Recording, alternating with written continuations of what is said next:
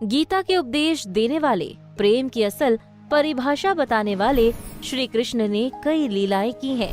भगवान कृष्ण जब तक सशरीर धरती पर रहे, उन्होंने हर दिन नई नई लीलाओं से हंसना सिखाया, जीवन जीना सिखाया और भक्तों को प्रेम भी सिखाया। ऐसे में उन्होंने कई रूप भी धारण किए, जिनमें से एक है किन्नर का रूप। सुनकर यकीन नहीं हुआ होगा, लेकिन मान्यताओं के अनुसार ये सच है, जिसके बारे में हम आपको इस वीडियो में बताने वाले हैं। तो जानने के लिए अंत तक जरूर देखें वीडियो। पहली कथा के अनुसार राधा के प्रेम में कृष्ण को किन्नर बना दिया था।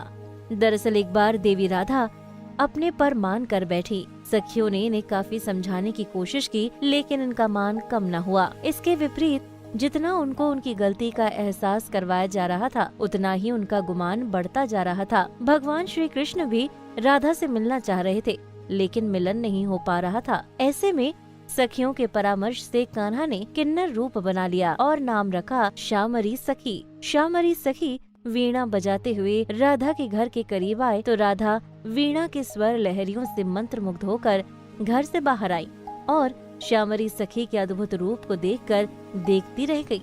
राधा ने श्यामरी सखी को अपने गले का हार भेंट करना चाहा, तो कान्हा ने कहा, देना है तो अपना मान रूप रत्न दे दो, ये हार नहीं चाहिए मुझे। राधा समझ गई कि ये श्यामरी कोई और नहीं, श्याम है। राधा का मान समाप्त हो गया और राधा कृष्ण का मिलन हुआ। वहीं दूसरी कथा में धर्म के कारण श्री कृष्ण ने किन्नर का भेष धरा था।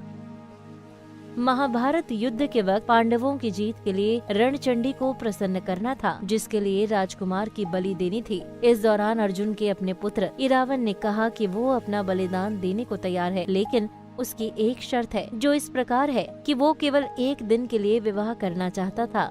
अब जाहिर सी बात है, एक दिन के लिए भला कौन सी कन्या तैयार होती। तो इसीलिए भगवान श्री कृष्ण ने पांडवों को विजयी कराने के लिए किन्नर का रूप धारण किया और इरावन से शादी रचा ली। अगले दिन इरावन की बलि दे दी गई। बता दें, आज भी तमिलनाडु के कोथामदवर मंदिर में इस परंपरा को किन्नरों द्वारा निभाया जाता है। इस परंपरा के अनुसार किन्नर अपने देवता इरावन से शादी करते हैं और अगले दिन विधवा हो जाते हैं। कृष्ण के लीलाओं की तो बात ही निराली है, लेकिन इनकी लीलाओं से कुछ न कुछ सीख देती है। तो इसी तरह की और भी भगवान श्री कृष्ण की लीलाओं को जानने के लिए जुड़े रहें कुंडली टीवी से।